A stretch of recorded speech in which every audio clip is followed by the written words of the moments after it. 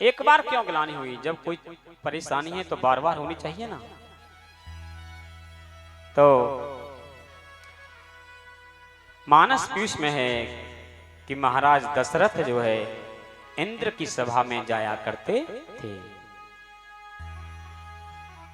माता कौशल्या ने कहा है कि आप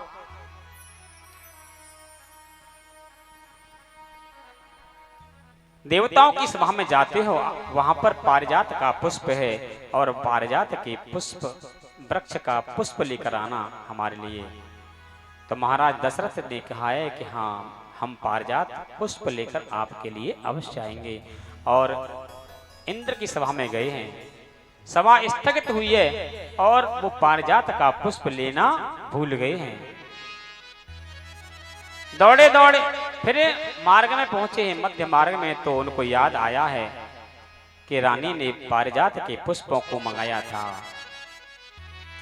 पुनः इंद्र की सभा में गए हैं और वहां पर क्या देखा है कि देवता जिस सिंहासन पर राजा बैठे हुए थे उस सिंहासन को साफ कर रहे हैं, वेद मंत्रों का उच्चारण कर रहे हैं। महाराज दशरथ ने प्रश्न किया, अरे देवताओं, इस सिंहासन पर तो मैं बैठा था, आखिर ये अपवित्र कैसे हो गया? देवताओं ने कहा कि महाराज, आप बुरा न माने तो एक बात कहें। और कहने लगे हैं कि आपके कोई संतान नहीं है, आप निर्वंशी हो, इसीलिए हम इसको पवित्र कर रहे हैं। तो महाराज को एक बार ग्लानि यहां हुई है। उसके बाद एक दिन वशिष्ठ जी की धर्म पत्नी है अरुंधति, और उन्होंने कहा वशिष्ठ जी से, स्वामी, महाराज दशरथ के कोई संतान नहीं है और आप तो जजमानी के लिए महाराज के यहां जाते हैं और महाराज की संतान नहीं है, हमारे कोई संतान, हमारा बेटा किनके यहाँ जजमानी के लिए जाएगा? कोई ऐसा यज्ञ कीजिए, कोई ऐसा अनुष्ठान कीजिए जिससे संतान उत्पन्न हो। वशिष्ठ जी विचार करते हैं कि राजा तो अपने राजकाज में व्यस्त है, अगर मेरे पास आता ही नहीं है तो मैं उसको क्या उपाय बताऊं? गुरु माता ने कहा है इसकी व्यवस्था मैं करूंगी। तो गुरु माता राज दरबार में आई हैं, अयोध्या में अपने पुत्र को लेकर आई हैं और महाराज दशरथ को देखकर गुरु माता ने अपने पुत्र को थोड़ा नोच लिया है और बालक रोने लगा है। महाराज आए हैं और कहने लगे हैं, गुरु माता, गुरु पुत्र क्यों रो रहा है?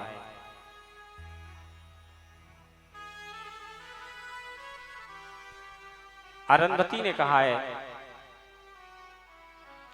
गुरु माता ने कहा कि राजन, मेरा बेटा इसलिए रो रहा है कि हम तो आपके लिए यहाँ जजमानी के लिए आते हैं, मेरा पुत्र किसके यहाँ आएगा और आपकी कोई संतान नहीं है। तो एक बार यहाँ ग्लानि हुई है और तुरंत ही जो है सज्जनों, अगर जीवन में कोई संकट है, कोई परेशानी है तो बस गुरु से कहो या गोविंद के सामने रो।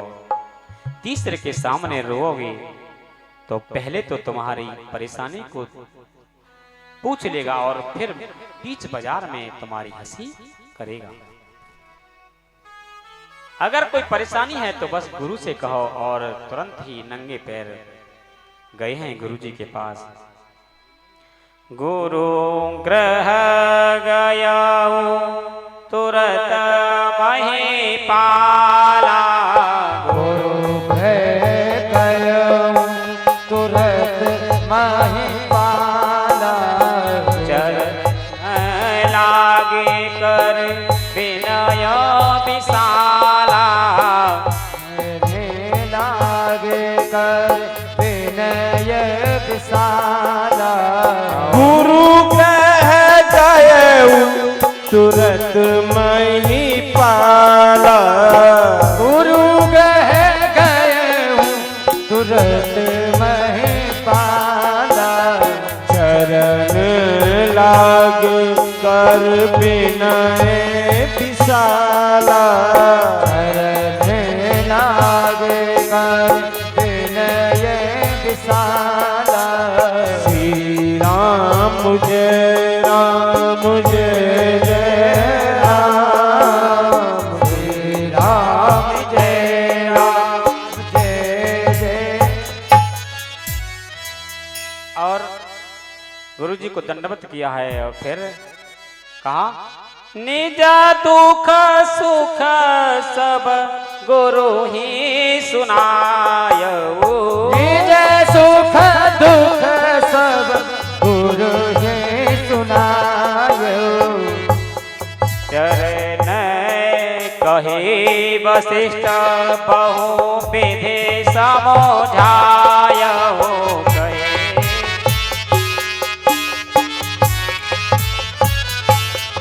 और कहने लगे वशिष्ठ जी राजन चिंता मत करो। पहले महाराज दशरथ ने अपना सुख सुनाया है कि गुरुदेव कोई बात किसी बात की कमी नहीं है। फिर उसके बाद दुख कहा है, बस एक ही कमी है कि मेरी संतान नहीं है। तो वशिष्ठ जी ने कहा चिंता मत करो। धराहु धीरा होई ही सुत चारी। धरहु धीर हो सुत चारी। त्रिभुवन वेदित भगति भयहारी। त्रिभुवन वेदित भयहारी। धरहु धीर हो हे सुतचारी। धरहु धीर हो हे सुतचारी। धरहु धीर हो हे सुतचारी। त्रिभुवन वेदत भगत भयहारी। संगी ऋषि वशिष्ठ बुलावा। संगीर से वशिष्ठ बुलावा। श्रृंगी ऋषि वशिष्ठ बुलावा। पुत्र काम शुभ जग करावा। पुत्र काम शुभ जग करावा। भगत सहित मुनि आहुति दीने।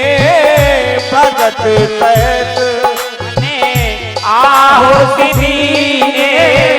भगत सहित मुनि आहुति दीने। प्रगट अगन चर पर लीने।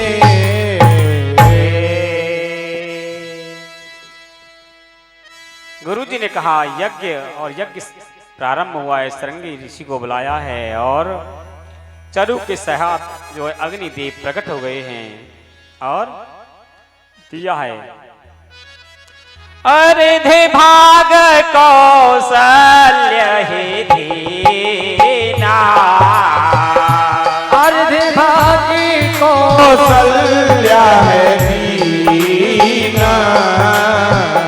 उभय भाग आधे कर दीना।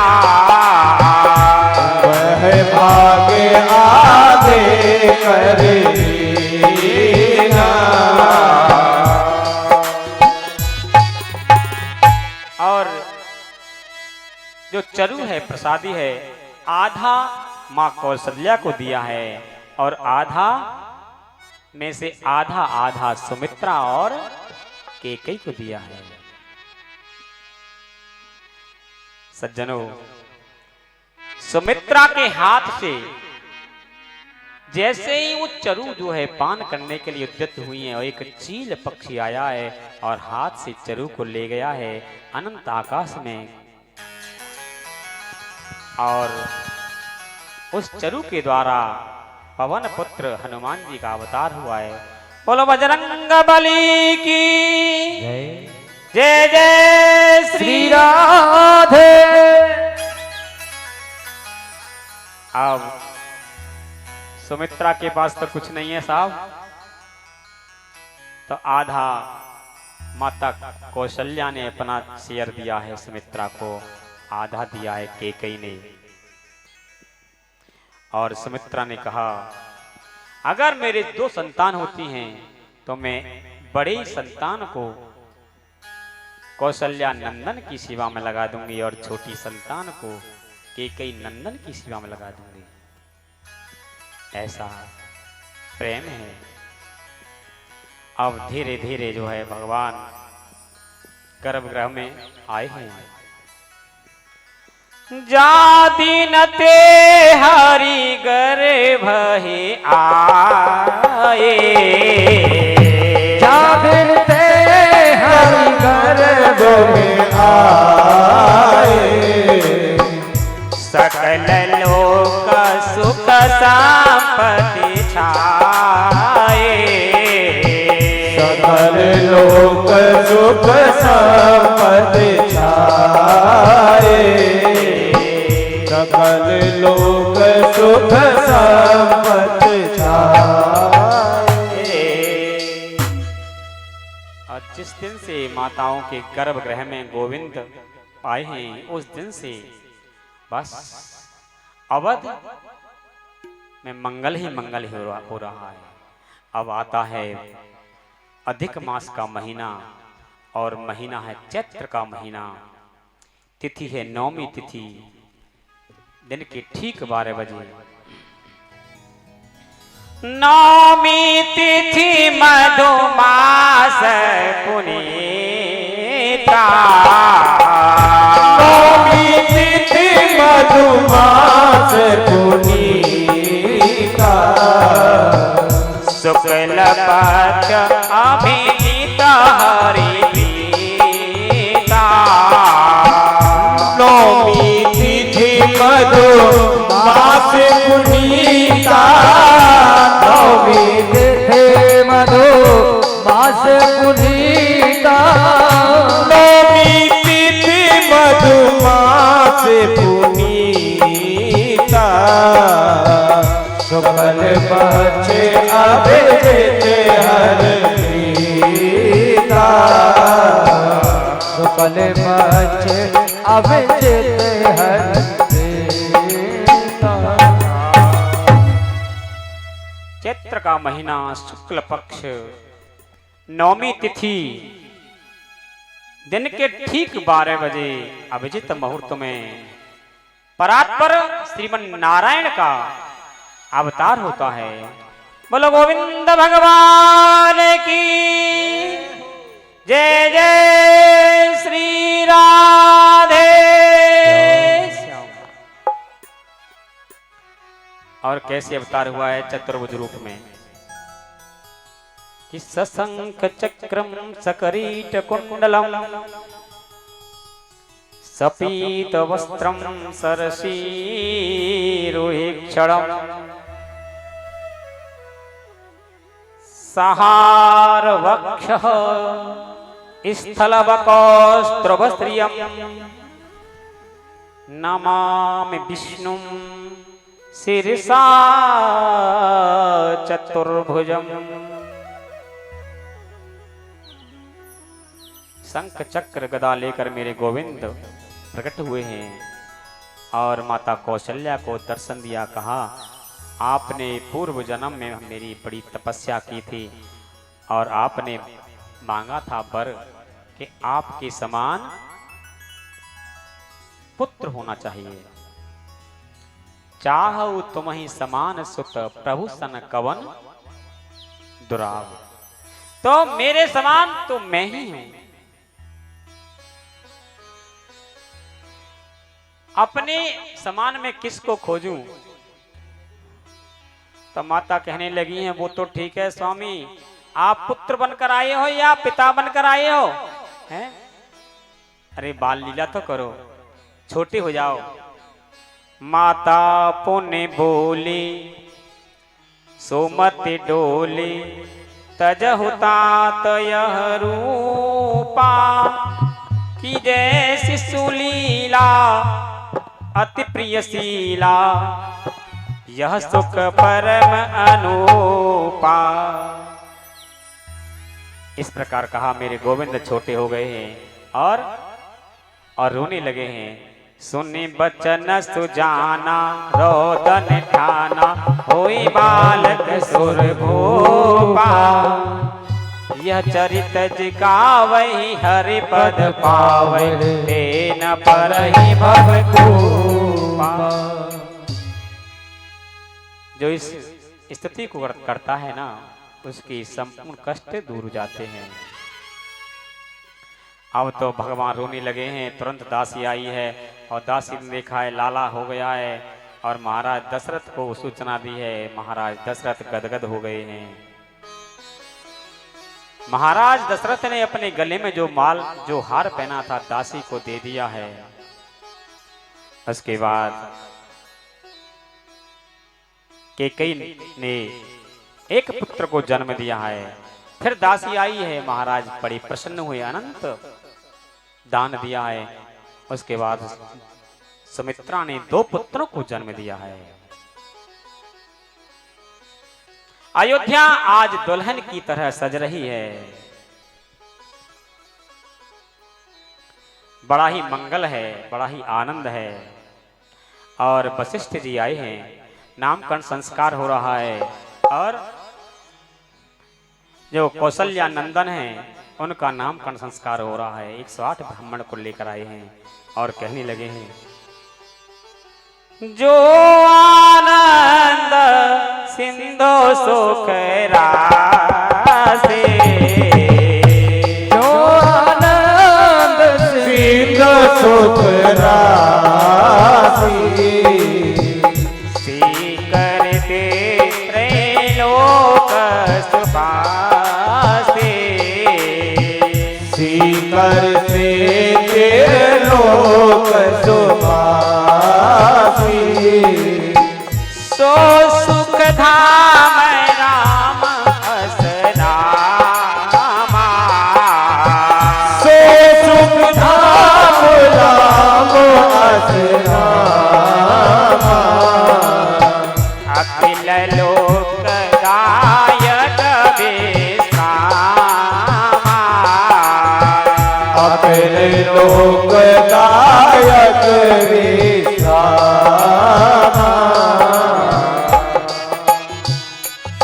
और वशिष्ठ जी कहने लगे महाराज दशरथ से, महाराज कौशल्या नंदन जो तुम्हारे पुत्र हैं वो आनंद रूपी सिंधु हैं और उनका जो संपूर्ण सुखों की राशि है, संपूर्ण सुखों के धाम हैं, उनका मैं नाम रखता हूं राम। योगिनः हृदय रमन्ते सह रामः, जो योगियों के हृदय में रमन करते हैं वो राम है। और कैकेयी नंदन विश्वभरण पोषण कर जो विश्वभरण पोषण कर जोई ताकर नाम भरत अस होए ताकर नाम भरत अस होई। और कहने लगे हैं जो कौशल्या नंदन कैकेयी नंदन है ना वो कौन है? विश्व का पालन करने वाले, पोषण करने वाले स्वयं विष्णु भगवान भरत बनकर आए हैं। और भगवान राम तो बस परम ब्रह्म परमात्मा है। उसके बाद सुमित्रा जाके सुमिरन तेरे पुनासा जाके सिमरन तेरे पुनासा नाम शत्रुघ्न बे प्रकाशा। जाके सुमरन तेरे पुनासा, जाके सुमरन तेरे पुनासा, जाके सुमरन तेरे पुनासा। नाम सतुलन वेद प्रकाशा।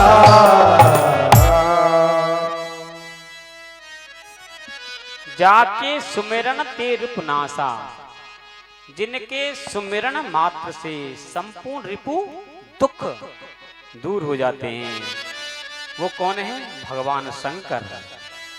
भगवान शंकर यहाँ शत्रुघ्न लाल बनकर आए हैं। और लक्ष्मण कौन है? लक्षण धाम सुराम प्रिय, सकल जगत आधार। गुरु वशिष्ठ तेरा कियो, लक्ष्मण नाम उदार। मंगल भवन अमंगल हारे, मंगल भवन मंगल भवन मंगल हारे। त्रिबहु सदशरथ अजीर बिहारी। प्रभु दशरथ अजर बिहारी। श्री राम जय राम जय जय राम। श्री राम जय राम जय जय राम। श्री राम जय राम जय जय राम। जय राम जय जय राम। श्री राधे। इस श्रृंखला में दानदाताओं की लिस्ट आई हुई है इस समय।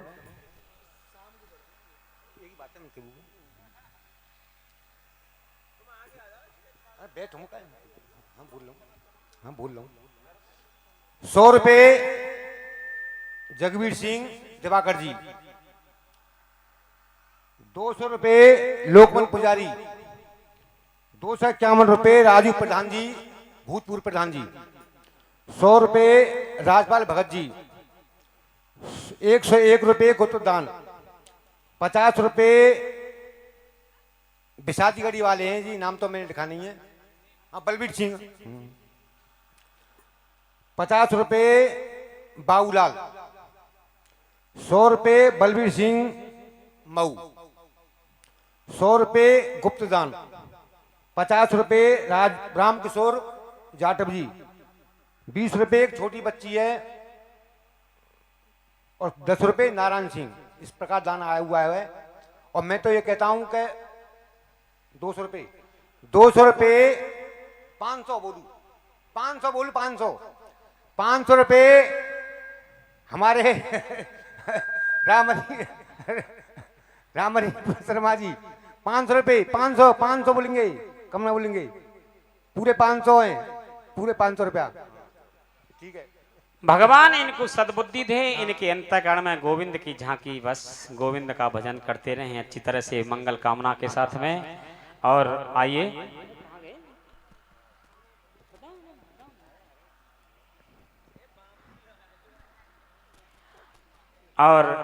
आइए अवध में जो है बहुत ही सुंदर बधाई हो रही है।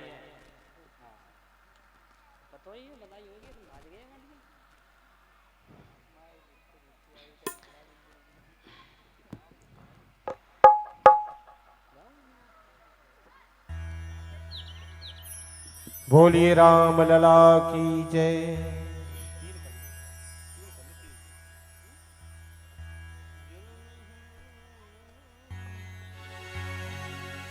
बोलिए राम लला की जय। कि जन्म है चारों भैया बधैया अवधपुर बाजे बधैया।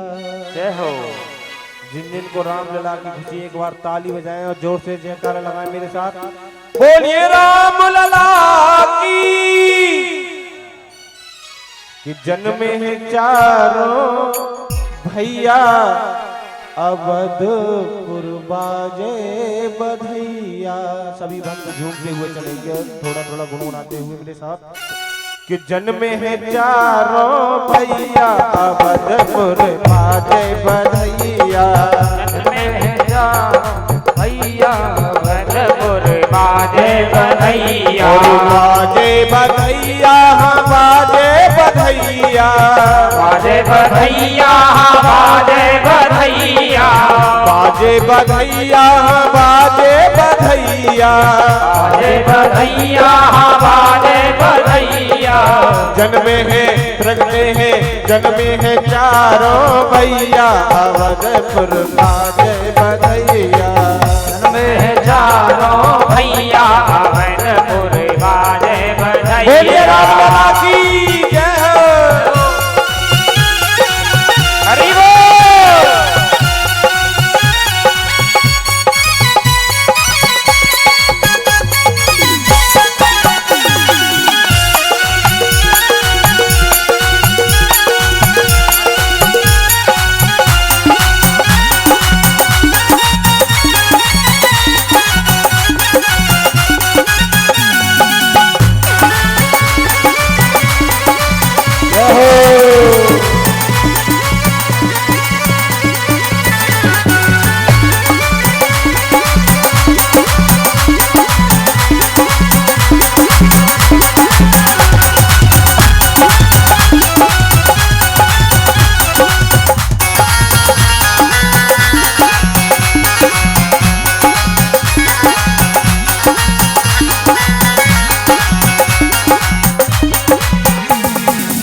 गलियन गलियन धूम मची है।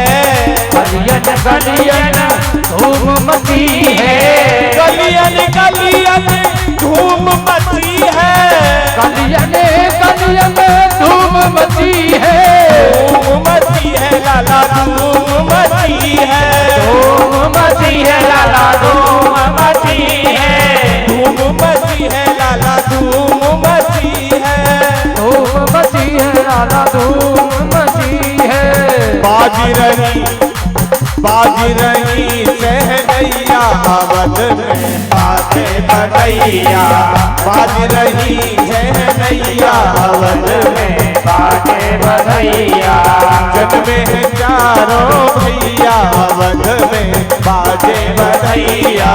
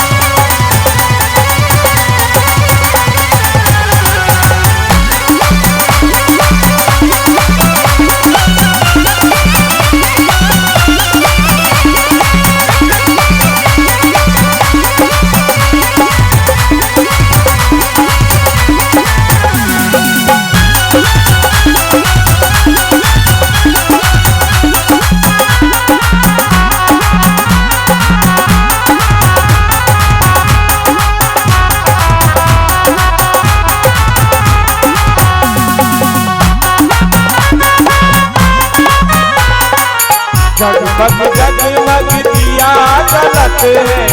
जगमग जगमग दिया जलत है। जगमग जगमग दिया जलत है।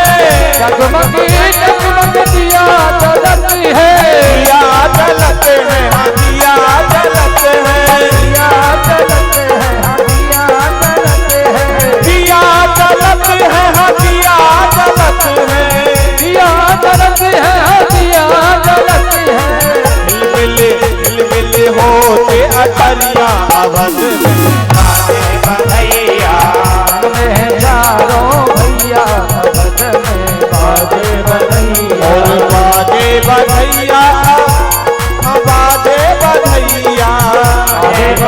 बधैया बाजे बधैया बाजे बधैया बाजे बधैया बाजे बधैया बाजे बधैया बाजे बधैया हो बाजे बधैया बाजे बधैया बाजे बधैया जन्मे हैं चारों भैया अवध में बाजे बधैया जन्मे हैं चारों भैया अवध में बाजे बधैया। बधाई हो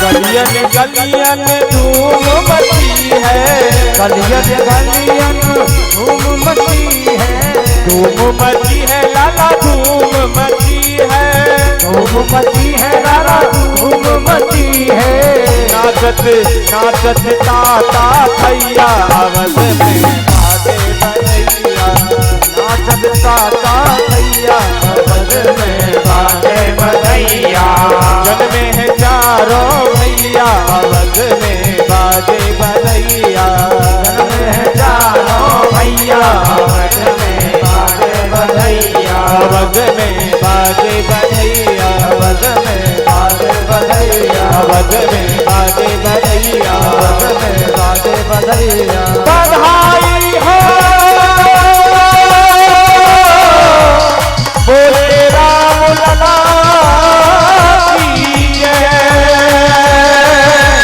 बोले राम लला की जय।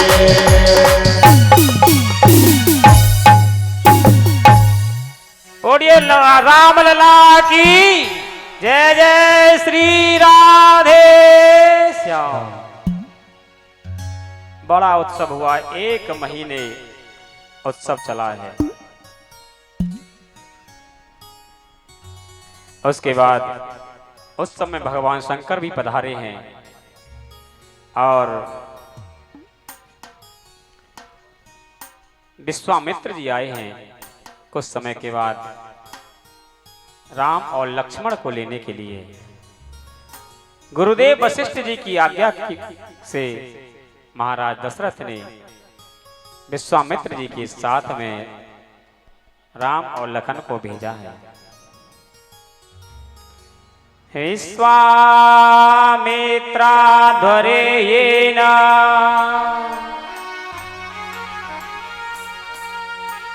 मारीचाद्या निशाचरा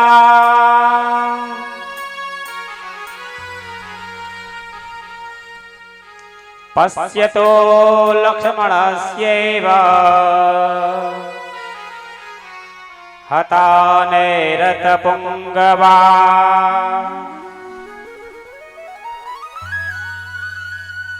और राम और लखन को लेकर जो है विश्वामित्र जी जा रहे हैं। मार्ग में ताड़का मौसी मिली हैं, उसका उद्धार किया है। सुबाहु और मारीच सुबाहु का उद्धार किया है और मारीच सत जोजन गा पार उतारा और सुबाहु और मारीच को बिना नौक का बाण मारा है और समुद्र के उस पार फेंक दिया है। उसके बाद मेरे प्रभु विश्वामित्र जी के साथ में जा रहे हैं। एक बड़ा ही शांत प्रिय स्थान है, आश्रम है। और वहां पर एक पत्थर ऐसा दिखता है कि ये कोई किसी की प्रतिमा है। भगवान राम ने कहा, गुरुजी, गुरुवर, ये क्या है? तो विश्वामित्र जी ने कहा कि ये गौतम ऋषि का आश्रम है, और ये जो पत्थर की शिला है ना, ये कोई पत्थर नहीं है, ये गौतम ऋषि की धर्मपत्नी अहिल्या है।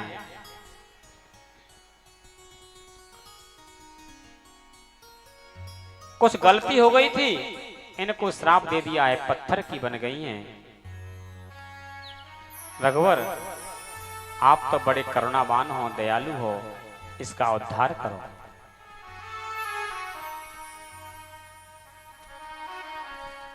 कि गौतम नारी श्राप बस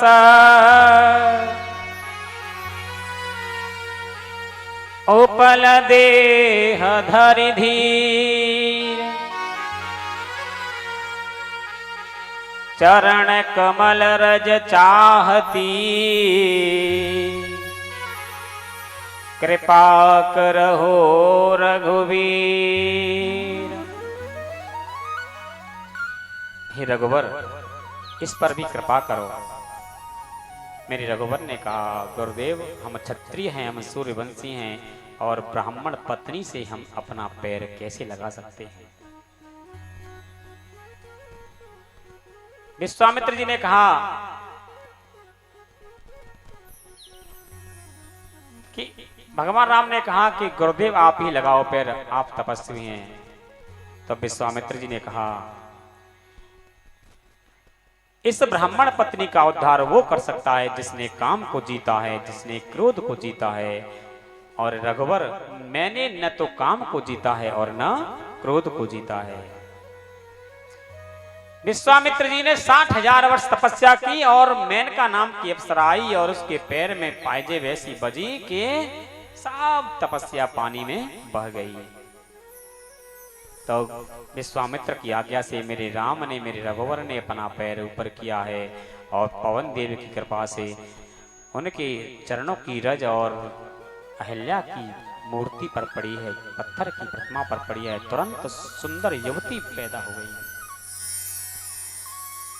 और भगवान राम की स्तुति करने लगी है अहिल्या, और पति लोक को प्राप्त किया है। बोलो भक्त वत्सल भगवान की जय। जय श्री राधे। सज्जनों, कल की कथा में एक भक्त ने पत्थर में से भगवान को प्रकट किया है। क्या भगवान पत्थर से भक्त को प्रकट नहीं कर सकते हैं? कर सकते हैं। भक्त प्रहलाद ने खम्बे से भगवान नरसिंह को प्रकट किया था, और आज भगवान राम ने पत्थर से भक्त को प्रकट किया है और अपना नाम भक्त वत्सल सार्थक किया है। उसके बाद सुखदेव भगवान कहते हैं, जनक महाराज हैं और जनक की पुत्री हैं जानकी, विवाह के योग्य हो गई है।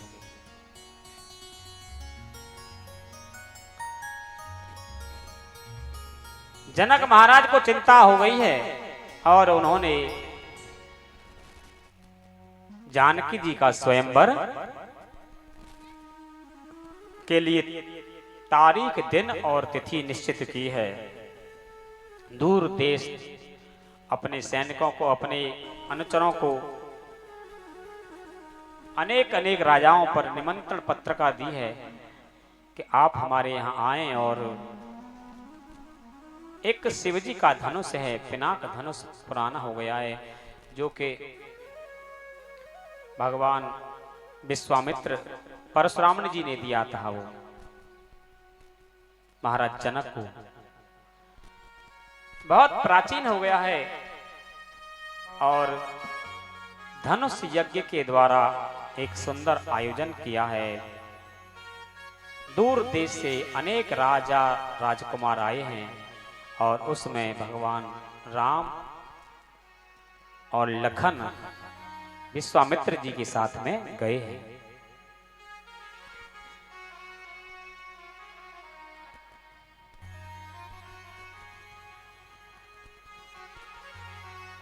शर्त ये थी कि जो कोई इस धनुष को तोड़ेगा उसी के गले में मेरी पुत्री जानकी वरमाला पहना देगी। यो लोकवीर सम्मितौ धनुरे समग्र सीता स्वयं वरगृहे निशितोपनीतम्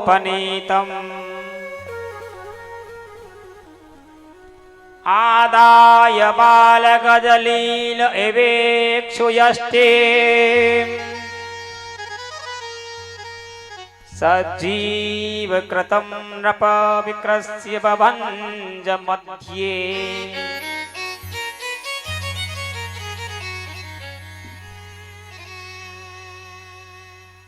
और महाराज जनक ने ये घोषणा की है, अनेक राजा आए हैं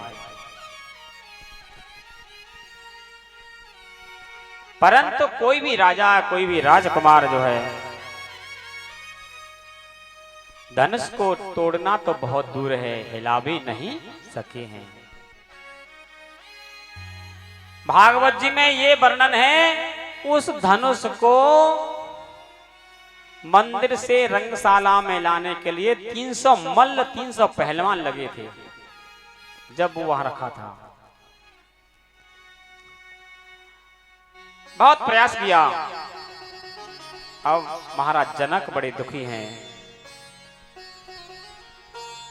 अब जने को माखे भट्ट मानी, अब जने को हे भट्ट मानी, वीर विहीन मही में जानी, वीर विहीन परी में जानी।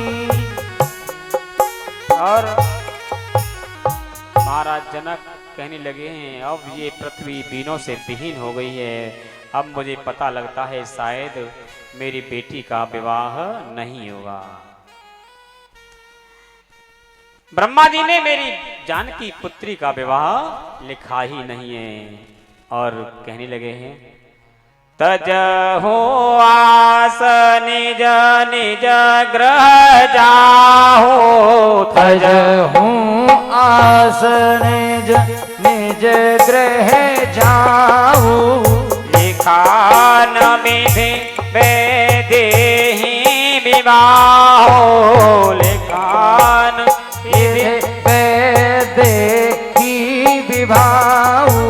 श्री राम जय राम जय जय राम, श्री राम जय राम जय जय राम। जनक महाराज सुनैना राज दरबार सब स्तब्ध है कि जनक महाराज रो रहे हैं कि मेरी बेटी का विवाह नहीं होगा। और उन्हीं राजाओं के साथ में, उन्हीं राजकुमारों के मध्य में विश्वामित्र जी के पास बैठे हैं राम और लखन। विश्वामित्र जी ने धीरे से इशारा दिया है, रघुवर उठहु राम भंजहु भव चापा, उठहु राम भव भंजन चापा। मेटहु तात जनक परितापा, मेटहु ताप जनक पुरताता। सुनि गुरु बचन चरण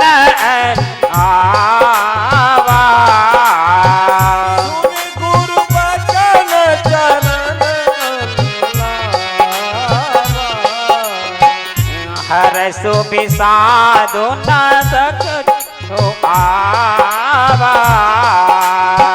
श्री राम जय राम जय जय राम।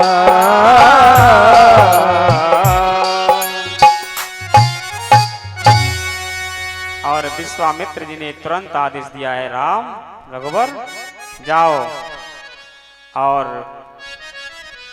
जनक के संताप को, दुख को दूर करो। और गुरुजी को प्रणाम करके मेरे राम धीरे धीरे चल रहे हैं, जा रहे हैं। आओ ले तो चढ़ावत खेचत गाड़े, चढ़ावत खेचत गाड़े। काहू न लखा देख सब ठाड़े, काहू न लखा देख सब ठाड़े। अब जो देखते ही देखते मेरे राम ने उस धनुष को उठा लिया है।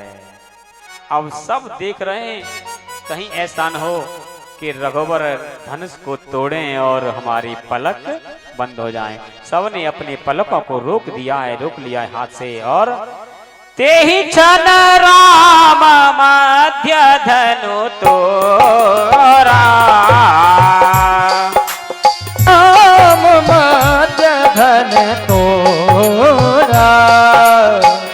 भरे भुवन धोने घोर कठोरा, हे भुवन से घोर कठोरा। श्री राम जय राम जय जय राम। श्री राम जय राम जय जय राम। श्री राम जय राम जय जय राम। और मेरे राम ने देखते ही देखते धनुष के 2 टुकड़े कर दिए। बड़ा उत्सव, बड़ा प्रेम, बड़ा हर्ष, बड़ा आनंद हुआ है। और माता जानकी आई हैं वरमाला लेकर, पुष्पमाला लेकर। और अब माता जानकी थोड़ा छोटी हैं और रघुवर थोड़े लंबे हैं, और फिर भी 1.5 फुट का मुकुट। सखियों ने कहा प्रभु झुक जाओ आप। मेरे राम ने कहा हम नहीं झुकते, हम सूर्यवंशी हैं, हमें झुकना तो सीखा ही नहीं है।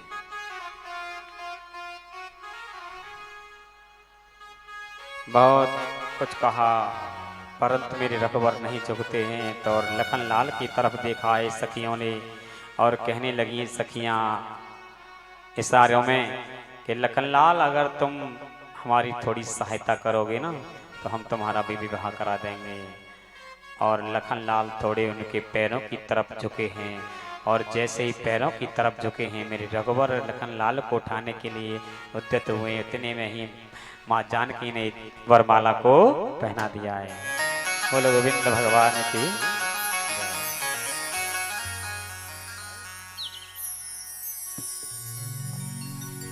कि झुक जइयो तनक रघुवीर, लली मोरी छोटी सी। कि झुक जइयो तनक रघुवीर, सिया मेरी छोटी सी। जइयो तनक रघुवीर, लली मेरी छोटी सी। छोटी सी हाँ वारी सी, छोटी सी हाँ वारी सी। छोटी सी हाँ वारी सी। छोटी सी हाँ वारी सी। झुक जइयो तनक रघुवीर, लली मेरी छोटी सी। झुक जइयो तनक रघुवीर, लली मेरी छोटी सी। जय हो।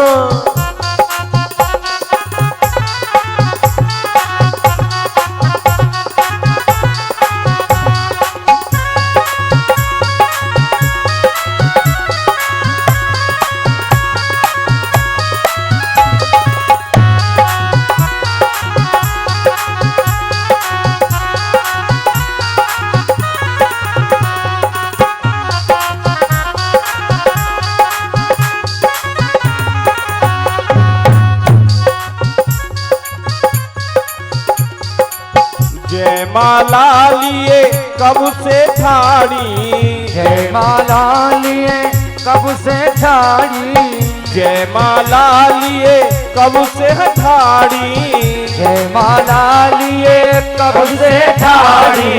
सूखन लागो शरीर सिया मेरी चोटी की, झुक जइयो कनक रघुवीर लली मेरी छोटी से, छोटी सी मेरी छोटी सी, छोटी सी हाँ छोटी सी, झुक जइयो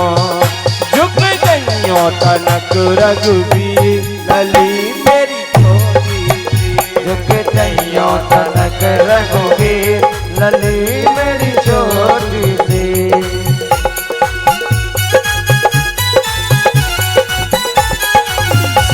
जय हो।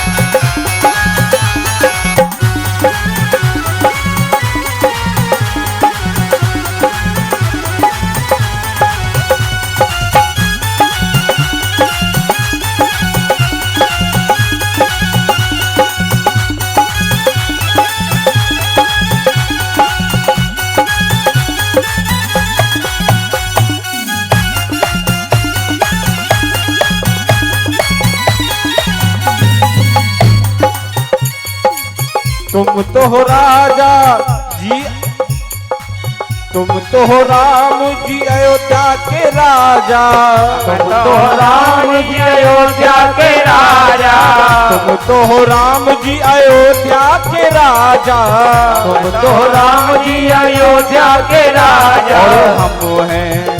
और हम हैं जनक के करीब सिया मेरी छोटी से, झुक जइयो तनक रघुवीर लली मेरी छोटी सी, छोटी सी रे छोटी सी, छोटी सी रे छोटी सी, छोटी सी रे छोटी सी, छोटी सी हो छोटी सी, झुक जइयो तनक रघुवीर लली मेरी छोटी सी, झुक जइयो तनक रघुवीर लली मेरी छोटी सी।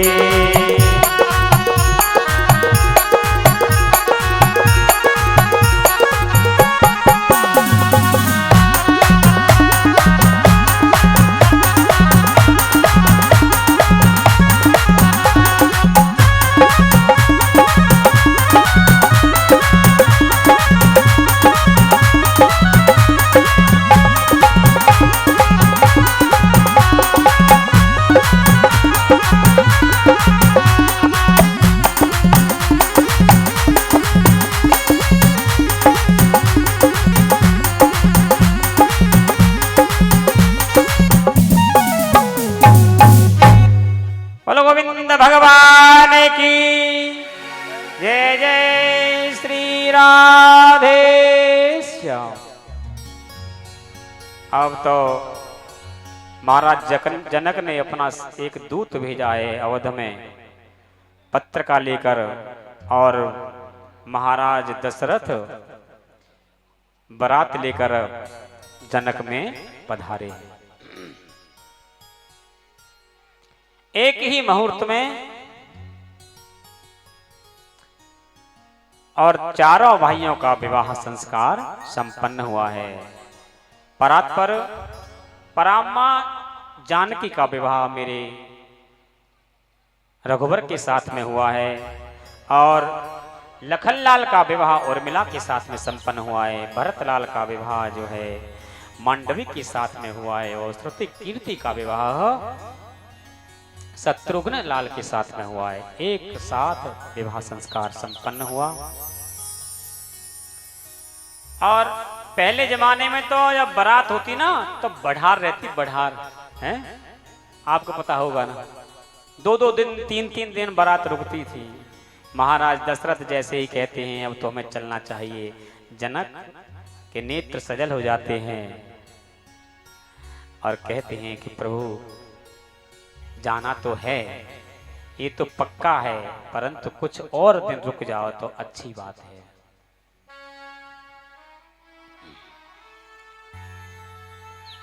सज्जनों, जाना सबको है। ये बेटी एक ऐसा पराया धन है, जैसे धान का बीज होता है, धान का खेत होता है, धान के बीज को एक छोटी सी क्यारी में लगाते हैं और जब उग आता है तो उस बीज को, उस पेड़ को, उस पौध को जो है विशाल खेत में लगा देते हैं। एक दिन महाराज दशरथ जाने के लिए तैयार हो गए हैं और चारों बेटियों की 4 डोली सजी हैं। मां सुनैना रो रही है। जनक जिनको विदेह कहते हैं आज अपने आंसुओं को रोक नहीं पाए हैं। सज्जनों, बेटी एक ऐसा धन होती है ना, बस बेटा तो 100 में से एक ही ऐसा होता है जो कि माता पिता का ख्याल रखता है, परंतु बेटी का विवाह हो गया है, अगर ससुराल में पता लग गया कि मम्मी बीमार है, पापा बीमार है, तो बस छोटी बेटी है और पिताश्री बाजार में जा रहे हैं। बेटी ने कहा, पिताजी मेरे लिए गुड़िया ले आना,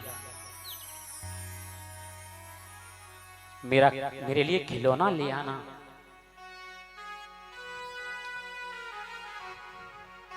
पिताजी के पास पैसे नहीं, फिर भी कहीं से भी व्यवस्था करके अपनी बेटी की इच्छा पूरी करता है। बेटी तो ऐसा धन है,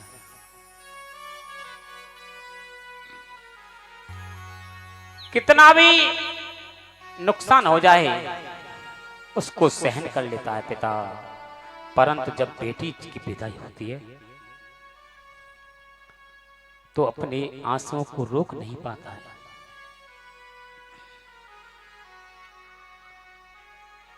मां जानकी को डोली में बिठाया है, मां जानकी रो रही है और साथ में मां सुनैना रो रही है और साथ में जानकी जी कह रही हैं, मैया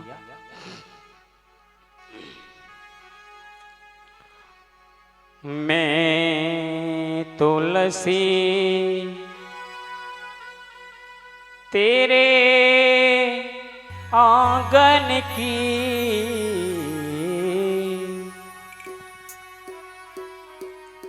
रो रही है मां जानकी और कह रही है, मैया आज तुमने मुझे पराया कर दिया। मैं गुड़िया तेरे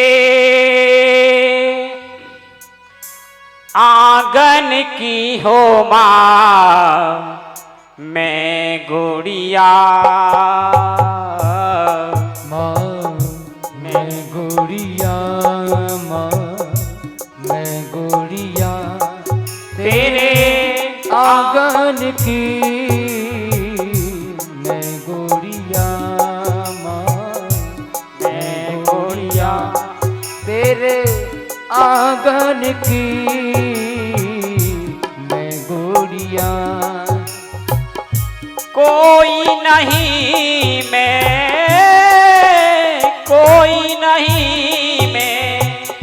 अपने बाबुल की,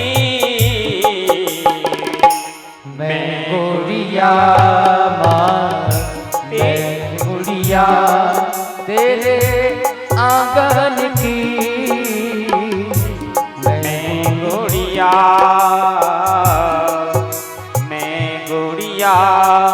तेरे आंगन की हो मां, मैं गुड़िया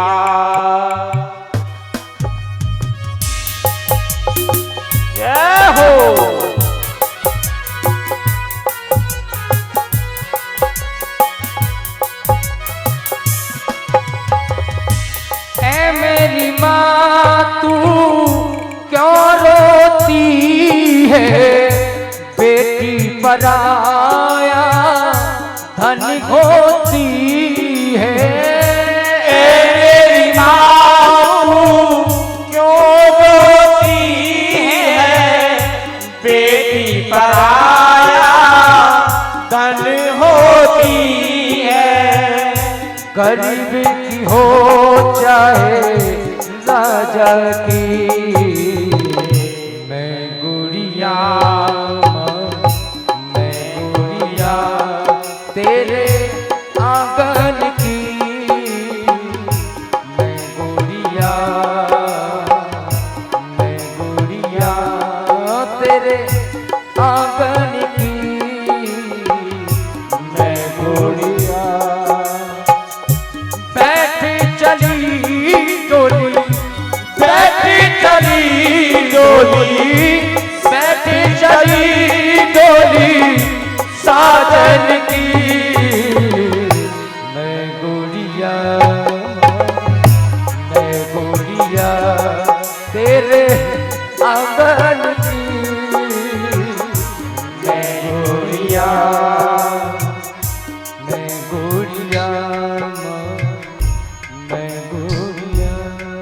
तेरे आंगन की, मैं गुड़िया।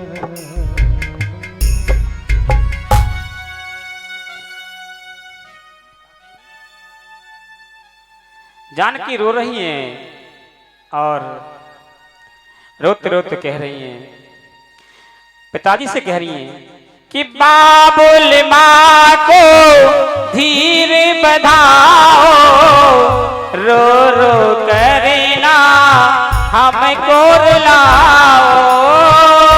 बाबुल माँ को धीर बधाओ, रो रो करके ना मुझे रुलाओ। ओ बाबुल माँ को धीर बधाओ, रो रो करना हमको रुलाओ। बाबुल माँ ओ धीर बधाओ, रो रो करना मुझे रुलाओ। कसम तो है मेरे असवन की, कसम है तुमको असुवन के, मैं गुड़िया तेरे आंगन की हो माँ, मैं गुड़िया तेरे आंगन की, मैं गुड़िया। रो रही है माता जानकी।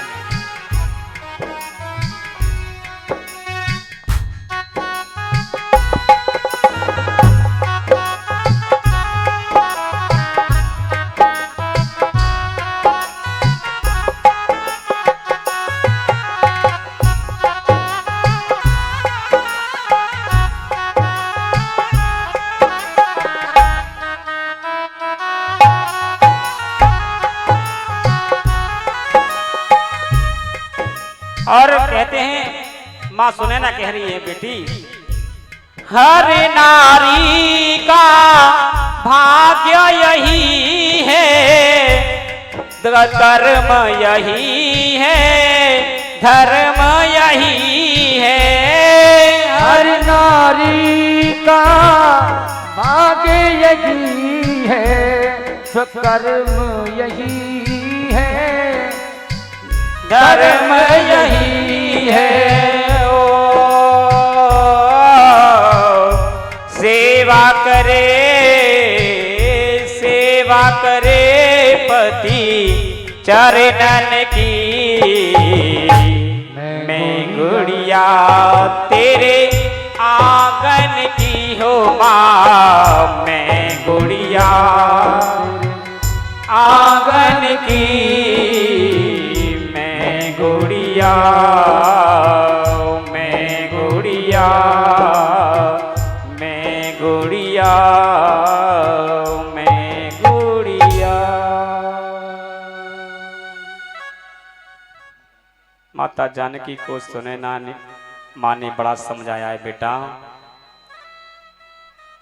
बेटी पराय धन होती है, ठीक है बेटी, बेटी एक ऐसी रोटी है, बेटी एक ऐसा धन है जो पिता कुल और पति कुल दोनों का कल्याण करती है। बेटा चाहे कुछ भी हो जाए, बात को देहरी से बाहर मत जाने देना। बेटा अपने पिता की इज्जत को कभी धूमिल मत होने देना।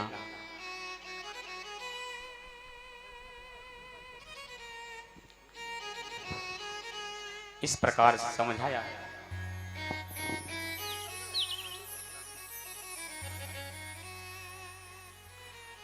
और कहा कि बेटी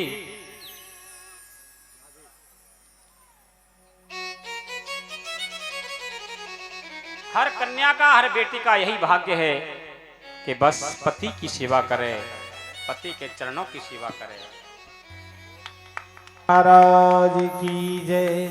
बोलिए व्यास जी महाराज की जय। बोलिए गुरु महाराज की। और कि बेटा गुरु बिन भावो निधि तरह न कोई, जो बिराज कर सन होई।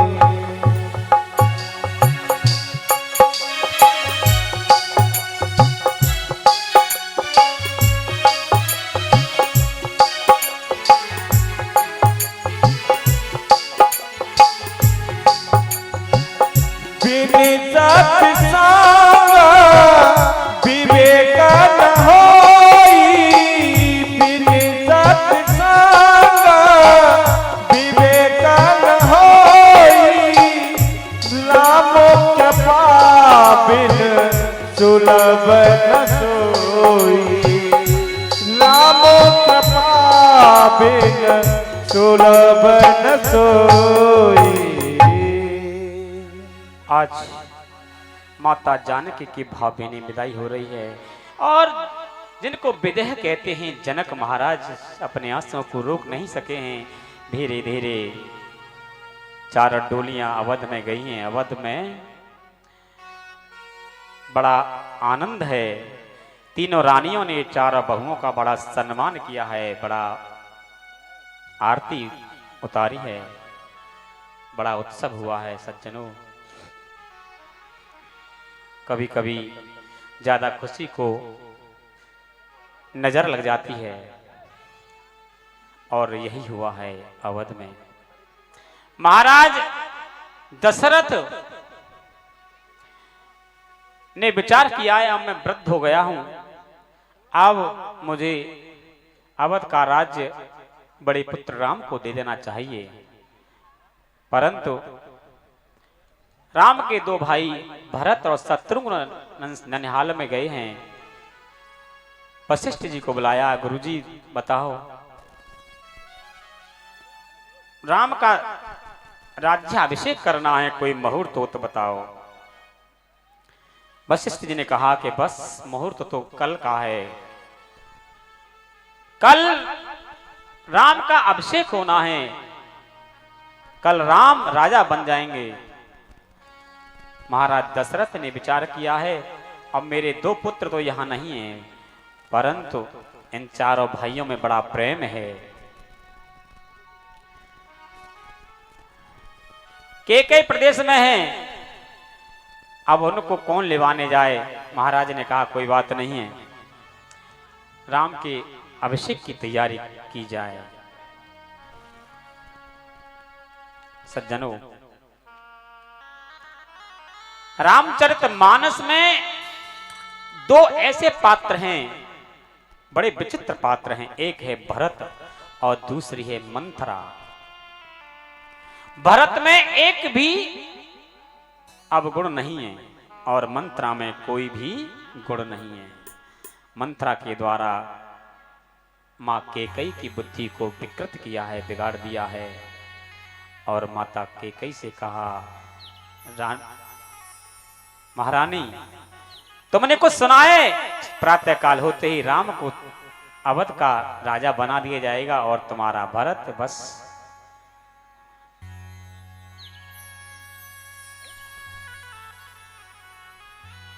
मंत्रा ने बहका दिया। और केकई के दो वरदान है महाराज दशरथ पर। देवासुर संग्राम में केकई महारानी बड़ी प्रतापी थी, बड़ी वीर थी।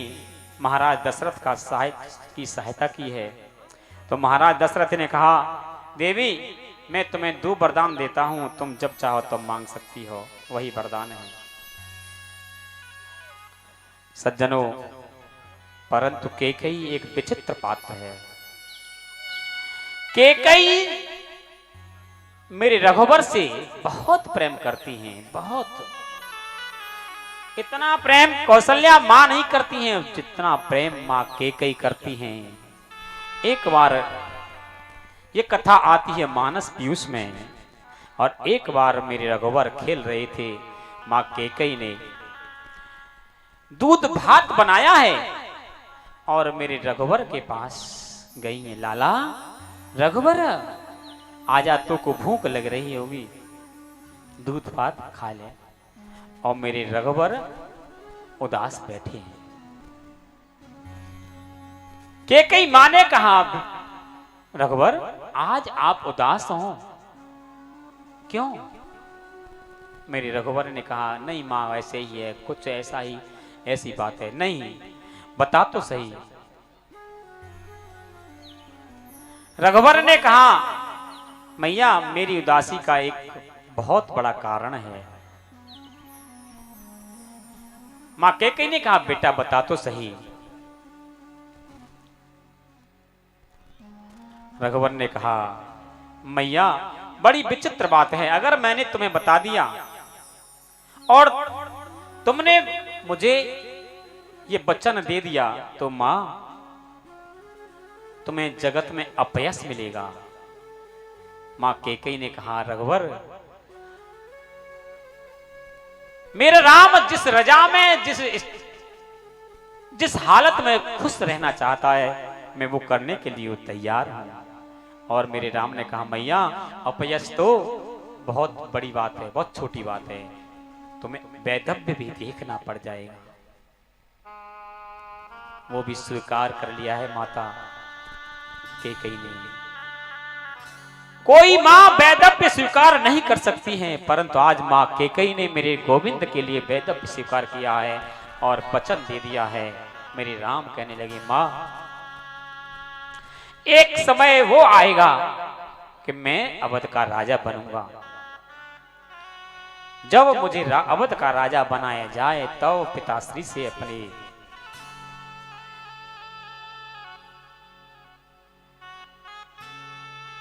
दो वरदान ले लेना। और पहले वरदान में जो है राम को वनवास और दूसरे में भरत को अवध का राजा। जैसे ही कहा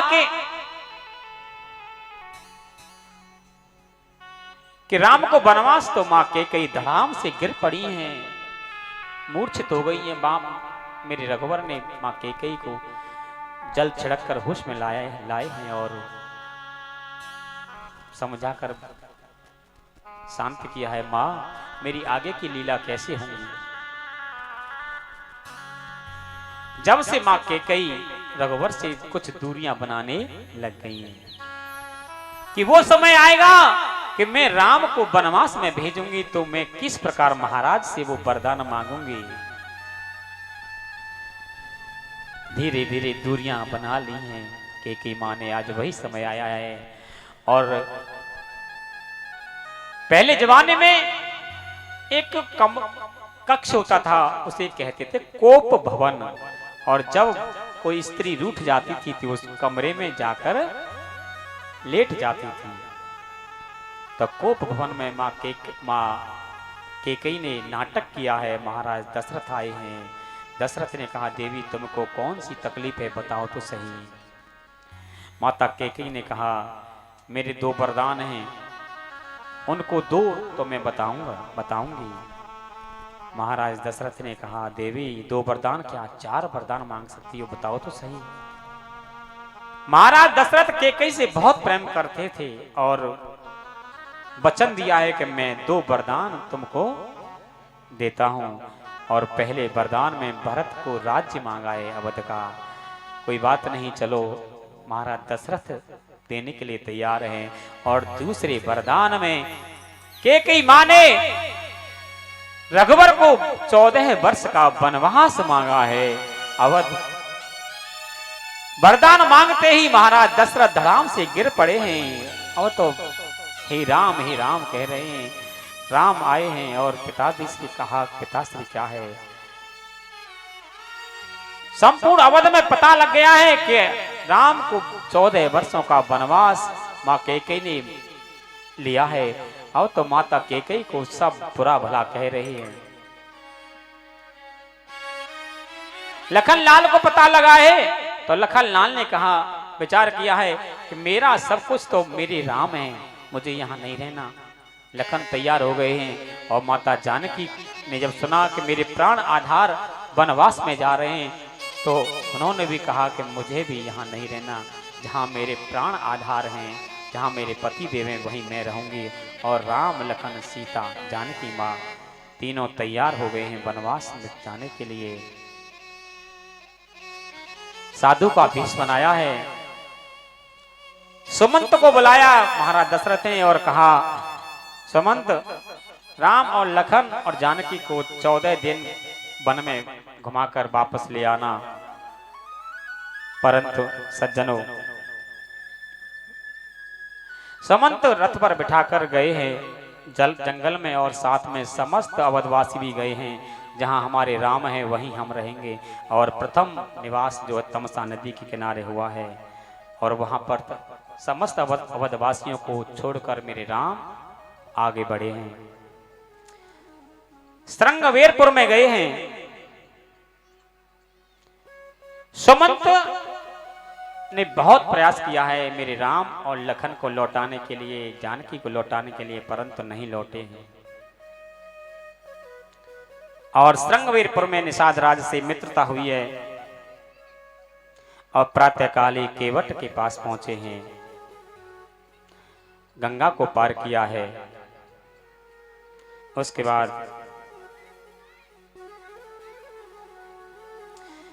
निषाद राज गुहा से के साथ भरद्वाज मुनि के आश्रम में आए हैं और प्रयाग में पधारे हैं।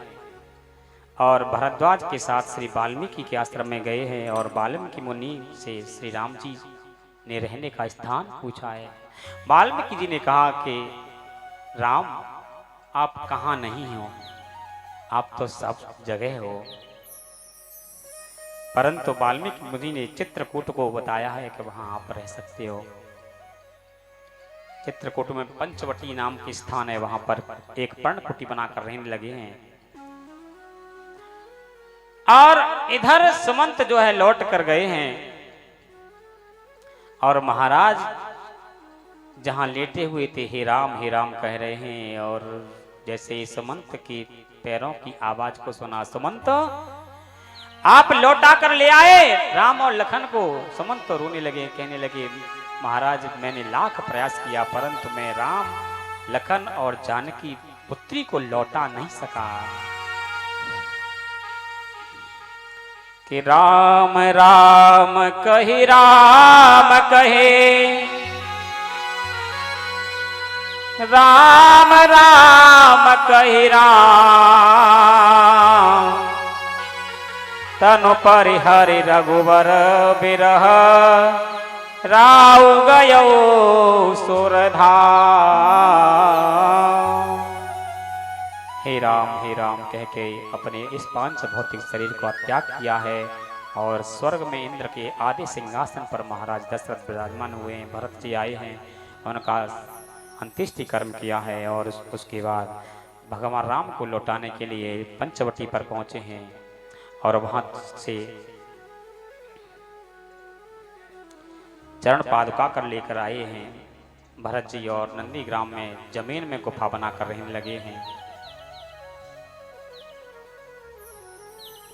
अत्रि मुनि के आश्रम में गए हैं और माता अनुसुईया से सुंदर शिक्षा ली है पातिव्रत धर्म की। उसके बाद शबरी के यहाँ गए हैं और शबरी को नवोदय भक्ति का उपदेश दिया है। और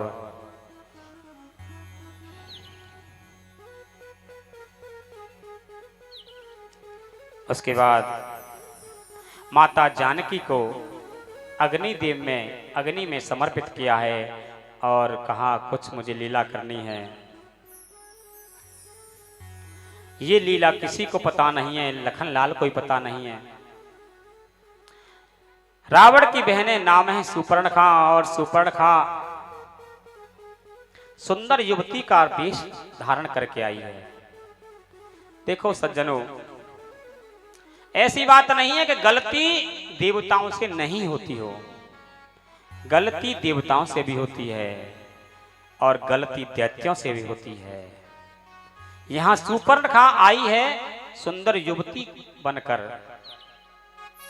और रावण आएगा यहां संत का वेश धारण करके जानकी का अपहरण करेगा और गलती देवताओं से भी हुई। इंद्र का बेटा जयंत माता जानकी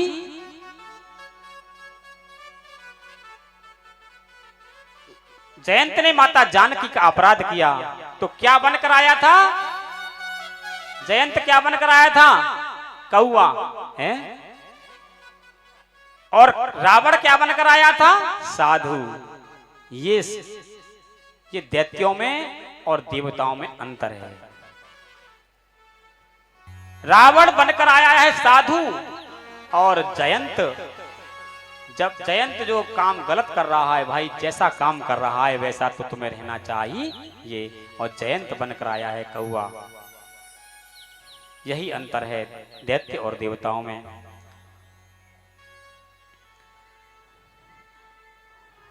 मारीच की सहायता से रावण जो है माता जानकी का अपहरण करके ले गया है और मार्ग में जटायु मिला है, उसके पंखों को काट दिया है। भगवान राम हे सीते करते जो है जानकी माँ को देख रहे हैं। जटायु ने बताया कि लंकापति रावण माँ जानकी को ले गया है और सुग्रीव से मित्रता की। हनुमान जी को लंका में भेजा, सुंदर लीला, और उसके बाद संपूर्ण राक्षसों का वध, राम और रावण का युद्ध। लखनलाल की शक्ति लगी और उसमें जो है भगवान राम के अनन्य भक्त हनुमंत जो संजीवनी बूटी लेकर आए और लखनलाल को जीवित किया है। उसके बाद में संपूर्ण दुष्टों का संहार करके विभीषण को लंका का राज्य देकर जो है मेरे गोविंद 14 वर्षों के बाद अवध में आए हैं। अवध में इतना हर्ष उल्लास हुआ है कि 14 वर्षों में जितने दिन होते हैं उतने घी के दीपक अवधवासियों ने जलाए हैं। बड़ा उत्सव हुआ है।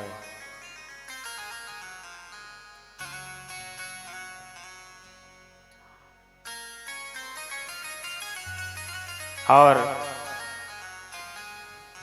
उसके बाद एक धोबी के कहने पर माता जानकी का त्याग किया है। वाल्मीकि ऋषि के आश्रम में रहने लगी हैं और वहां पर माँ जानकी ने 2 पुत्रों को जन्म दिया है, लव और कुश। उसके बाद 13,000 वर्षों तक मेरे राम ने अवध का पर राज्य किया, पृथ्वी का राज्य किया। और उसके बाद संपूर्ण अवधवासियों को लेकर साकेत धाम को गए हैं। बोलो राजा रामचंद्र भगवान की जय जय श्री राधे श्याम। सज्जनों, भागवत जी में